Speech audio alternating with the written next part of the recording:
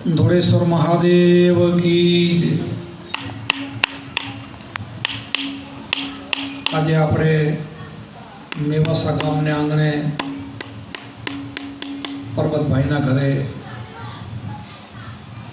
બધા ભાવથી મળ્યા।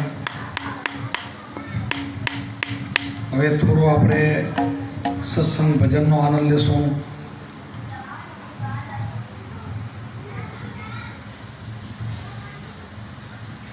ઘણા સમયથી એમની માંગ હતી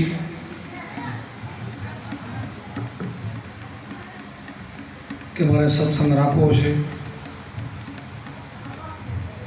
તો આજે બધાનો એવો ભાવ થઈ ગયો અને આ સત્સંગ ગોઠવાઈ ગયું। બધા આવ્યા, અરસપરસ બધા ભાઈઓ બહેનોના દર્શન કર્યા। આ સંતોનું કામ જ છે, સંતોએ અરસપરસ પરમાત્માને નિહાળ્યો છે। એટલા બધા ભાવથી વાયક હોય તો જેસલ તોરણ રૂપતે માલ દે, આ બધા એ વાયકોમાં ક્યાંથી કેટલા હરખથી જતા આપણે એની વાણી ગાઈ છે। મેવાડથી આમથી આવ્યા, અહીંયાથી ક્યાંથી સંતોને આપણે જ્યાં આવ્યા એની વાણીઓ બોલી અને પછી એનો હરખ એવો હોય, એવો જ હરખ આપણને પણ છે। શું કામ કે આપણને પરમાત્માની ઓળખ છે કે પરમાત્મા બધાના ઘટમાં બેઠો છે, પણ ઓળખ નથી ત્યાં એને પરમાત્મા કહેવામાં નથી આવતો, એને જીવાત્મા કહેવામાં આવે છે। હું ઘણી વખત સત્સંગમાં સાખી બોલું સુંદર મહાત્માની, બધાએ તમને આવડતી હોય પણ તોય મારે બોલવી પડે। સુંદર મહાત્માએ ચોખ્ખું કીધું કે જીવ આત્મા જુદા રહેતા કંઈક નીકળી ગયા કાળ, સુંદર કે મેળા હોઈ ગયા ગુરુ મળ્યા દલાલ। જીવ અને આત્મા જુગોજુગથી ભેગો જ છે, જુદો રહેતો જ નથી, રહી શકતો પણ નથી। પણ જ્યાં સુધી એને દલાલ રૂપી ગુરુ ન મળે, એનો ભેટો નથી થતો, ત્યાં સુધીનો જુદાપણો રહી જાય છે। અને જુદાપણો રહી જાય ને જીવ કર્મ કરી કે મૃત્યુ થાય એટલે 184માં જાય, કારણ કે એને શિવનો ભેટો નથી, પરમાત્માનો ભેટો નથી। આપણે જેને પરમાત્માને આત્માને આદિ પુરુષ કહીએ છીએ, એને પરમાત્મા પણ કહીએ છીએ, એને શિવ પણ આપણે કહીએ છીએ। જ્યાં સુધી જીવ એને નહીં મળે ત્યાં સુધી બધાના ઘટમાં છે એમ બોલીએ ખરા, પણ એ કુટસ્થ રીતે એને કહેવામાં શાસ્ત્રમાં આવે છે કે ત્યાં સુધી અજાણ હોય છે અને ત્યાં સુધી એને બધા જ કર્મ ભોગવવા પડે છે ભેગો હોવા છતાં। કારણ કે ભેગો એને તો નિર્લેપ છે, એને તો કાંઈ લાગે ને કે વર્ગે, એને કાંઈ દોષ નથી, દોષ જીવાત્માને છે। જ્યાં સુધી એમાં નહીં પડે ત્યાં સુધી એને 184 છૂટતી નથી। અસંખ્ય જુગોથી અથડાતો આ જીવ ભટકે છે। એટલા માટે આ સંતોને આ મહેનત કરવી પડે છે કે ભાઈ તમારી અંદર પરમાત્મા બેઠો છે, તમે ઓળખતા નથી એટલે ભટકણું મળતું નથી। બીજું બધું આપણે સમય બધું કરીએ, ચીલા ચાલુ જેને કહેવામાં આવે, પણ ચીલા ચાલુ છે ને એ સારો રસ્તો બતાવવા માટે ઋષિમુનિએ મૂકેલું છે કે એ ચીલામાંથી બહાર નીકળી અસલી સ્વરૂપને ઓળખવાનું છે। એમાંથી ઘણા ઓળખી ગયા અને ઘણા રહી ગયા, અને રહી ગયા એ 184માં ગયા અને પગથિયે ચડતા સંતોનો ભેટો થઈ ગયો, એનો ભેટો પાર થઈ ગયો।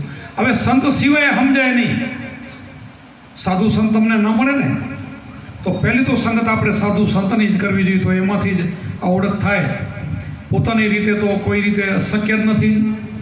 ગમે એવા ભગવાન હોય, અવતારો આવીને જન્મ્યા પછી પણ જો એને ઓળખ કરવાવાળાને ગોત ન કરે તો એ એમને એમ રહી જાય, પણ એ નથી રહેતાનું કારણ સંત બીજ પટેની જુગ જાય અનંત ઊંચ નીચ કરવતરે થાય સંતના સંત।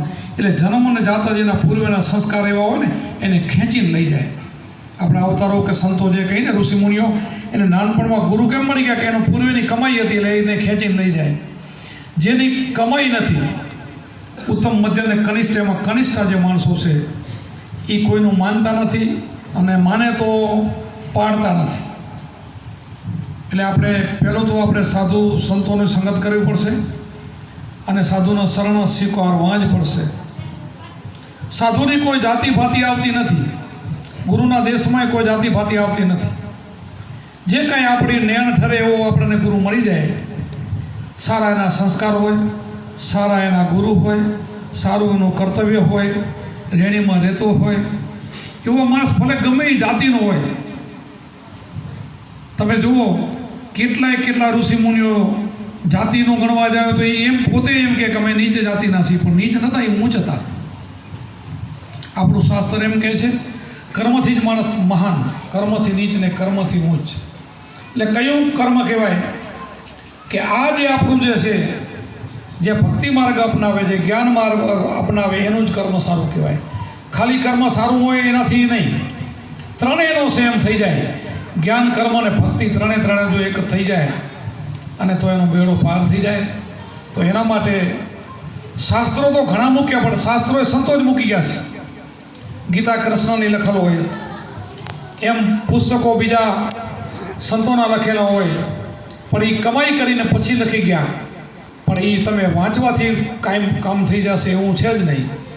ગમે એવું પુસ્તક તમે વારંવાર વાંચશો તો એનાથી થોડીક બુદ્ધિને મનનો સુધારો જરાક થાય તો સંતો તરફ જવાનું મન થાય. એટલું એ કામ કરી શકે, બીજું ન કરી શકે. ચોપડી વાંચીને જિંદગી બધી તમે ગમે એ ટેક રાખો, ગમે એટલા પુસ્તક વાંચો, તો પણ એમાંથી તમને જે ગુરુ સમજાવે એવું નહીં સમજાય. એના માટે તો સંતો તો આપણે સેવા જ પડશે, કોઈ બી સંતનું શરણું લેવું જ પડશે. એટલે તો આપણે કુંભારામને ગાવું પડ્યું, મન તો પ્રસન્ન કર ખીલતા દર્શન ઘડી એકતા. સાધુ સંતોની સેવા કરી લે વેદવાણી દિલમાં ધાર, વેદવાણીનો કરી લે વિચાર તો મટે મનનો વિકાર. શું કીધું કે વેદને વાણીનો વિચાર કર, પણ સંતની સેવા કરતો તો એ વેદની વાણી સમજાશે, નકે નહીં સમજાય. પહેલું વેદવાણી ન લીધું, પાછળ લીધું. સાધુ સંતોની સેવા કરી લે અને વેદવાણી દિલમાં ધાર, તો જ વેદ પડે, નકે ન થાય. વેદવાણીનો કરી લે વિચાર તો મટે મનનો વિકાર. આ મનનો જે વિકાર જે આપણે 5 ઇન્દ્રિયમાંથી બધી ઢોળી દઈએ છીએ, પણ ઇન્દ્રિયનો વિકાર નથી, વિકાર મનનો છે. મન જાય એટલે બધું જાય. એટલે મનને આપણે જો પાટે પડવું હોય, મનને જો ખીલે બેહારી દેવું હોય, તો આપણે કોઈ સંતનું શરણું લેવું જોઈએ. આ પહેલી કડી આવી. પછી પહેલી કડી સાધુનું શરણું લીધા પછી આપણને વર્તમાન ગુરુ મહારાજ આપે, તો એમાં શું કીધું કે દયા ધર્મનું મૂળ, પાપ મૂળ અભિમાન.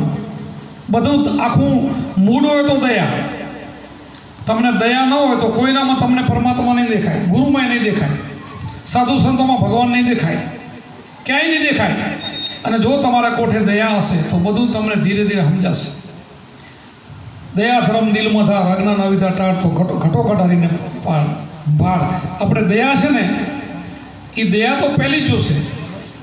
દયા વિના કાંઈ કામ થશે નહીં. દયા ધર્મનું મૂળ છે. એટલે કુંભારામને બીજી કડીમાં દયા લેવી પડી કે દયા તમારા કોઠામાં હશે તો તમે કામ કરી શકશો. ત્રીજી કડીમાં ગયા તો પછી શીલ અને સંતોષના ગુણો લીધા કે પછી તારામાં દયા હશે તો સંતનો સંબંધ મળશે, તો તારામાં ઓટોમેટિક ગુણો આવી જશે. શીલ એટલે ચારિત્ર, અને સંતોષ તને જે હશે એમાં સંતોષ મળશે, અને તું શાંતિથી જેવું એમાં આનંદથી જીવી શકીશ.